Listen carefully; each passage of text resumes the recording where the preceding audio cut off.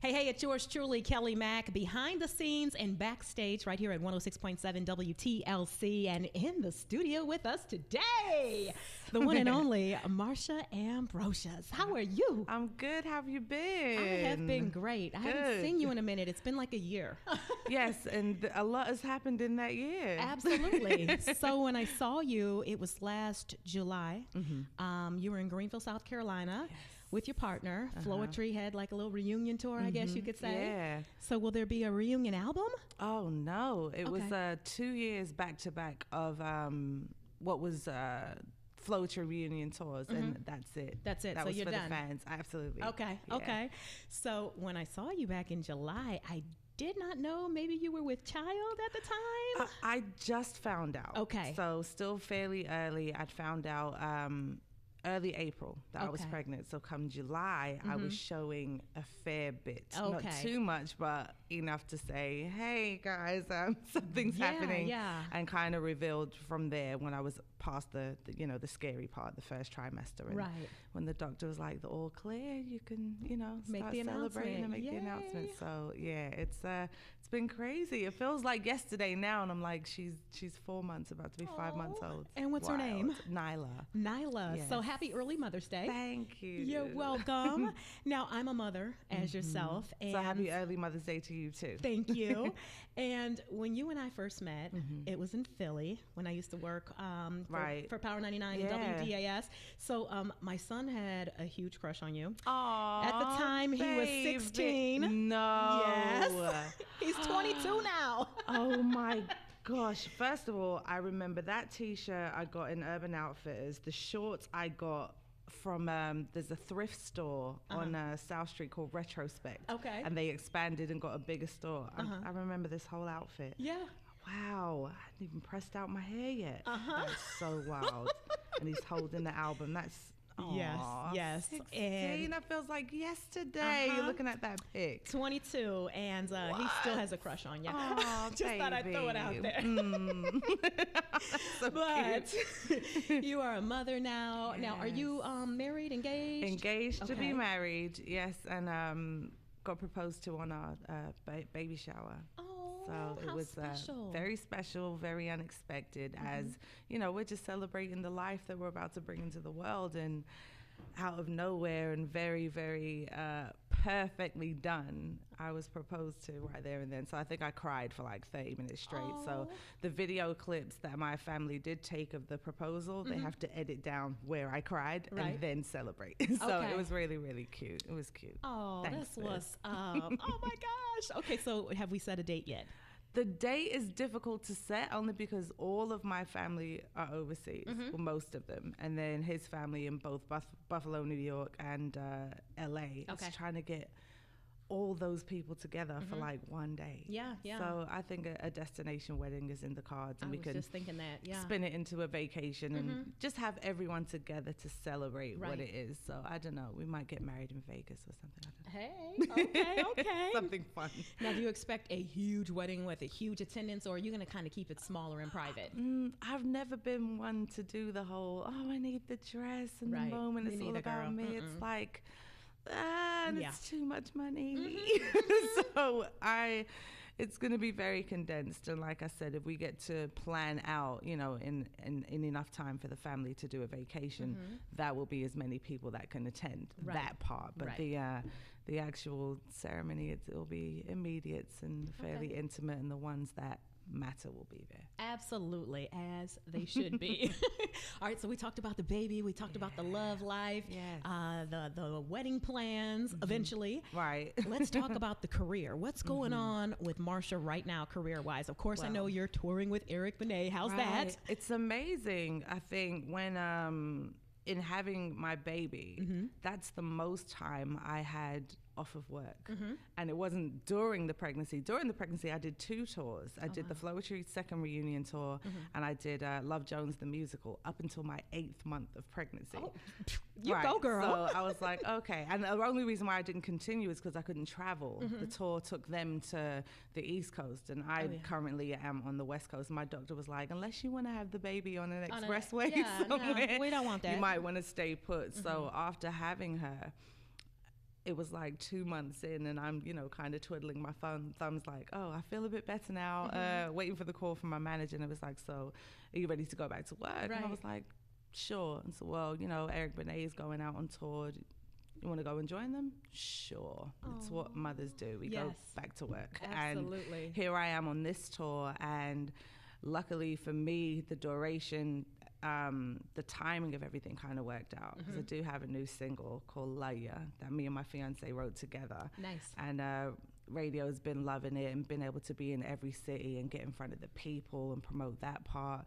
I'm also an independent artist, so I get to do this at my luxury. Okay. There's no hamster wheel having to run and wait for release dates. So you're not on a label right now? No, okay. I'm on me right now. That's what and I'm mine talking right about. now. Yes. So my label, my time, and it's been beautiful. Wonderful. It's flexible. It's time for me. I've done this for a long time. I've been here in the United States for 17 years, been signed for 16 and a half. Right. So it's time now. Yeah. I have a family. I don't want to have to wait for the calendar year where it's okay, let's put out Marsha's album this week. And I'm like, no, I'm not ready. I've got to create, So it's fun. It's leading up to what is going to be the album, which is titled after my daughter, Nyla. Oh my gosh. NYLA. But it's also New York, Los Angeles. It's all the time in between that it took to record the album, because that's the journey in touring. It's from New York to LA and back, or whatever order it is, and that's the concept of the album is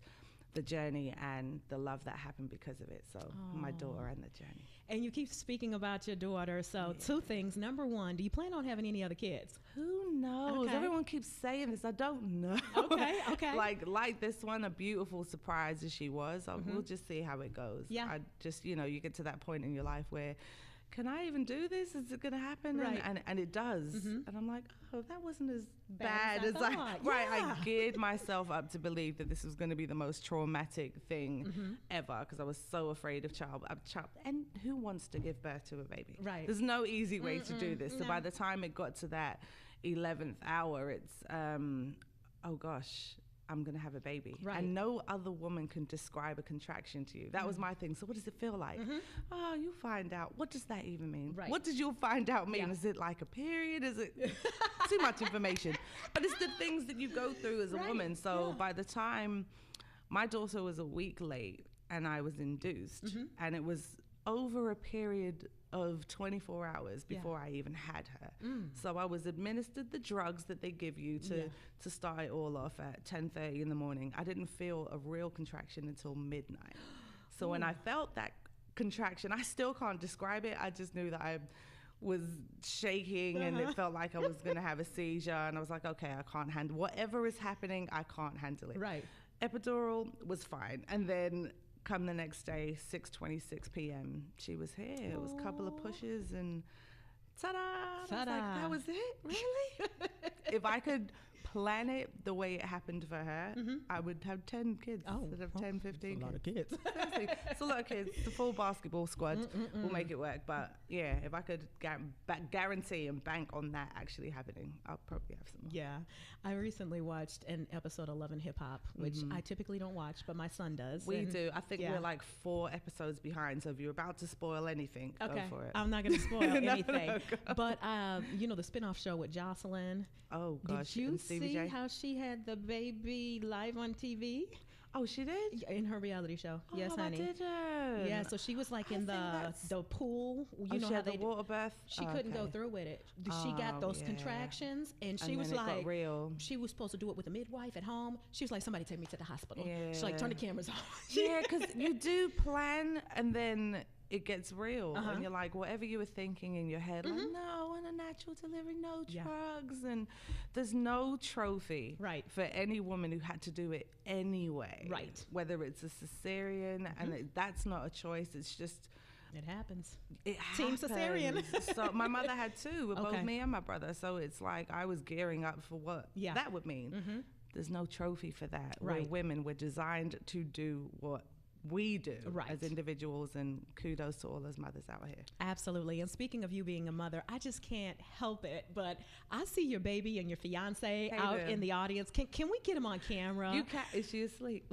Well, she'll be asleep. We would love to see just a quick little shot of that beautiful schnookums. Little sugar. Oh, hi, woo. Oh my gosh, she is beautiful. Look at this, guys. This is the boo-boo. Hi, baby. And you say her name again was Nyla? Nyla. N-Y-L-A, because her father was raised in Buffalo, New York, but born in L.A., so N-Y-L-A. I love it. Thank you so much. Oh, and she smiled for us too. Yeah, she smiled in her sleep and giggled in her sleep for the first time. And I think that's why, as a mother, I thought it was going to be the crying in the middle of the night and I wouldn't sleep. It's really because I don't want to miss anything. So I just look at her like, oh my gosh, I made that. She came out. This is so crazy. Like, that's us. I'm looking at us. Right.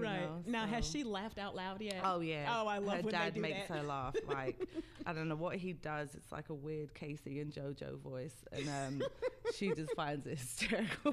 And then she just starts laughing. So it's funny. Beautiful. That's what's up. All right. Well, I know you are hungry. You got a few other things to do.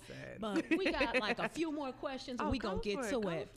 So if there was one song that describes you as a person, whether or not it's your love life, your career, whatever, one song, and it doesn't have to be by you, what is that one Marsha Ambrosius anthem?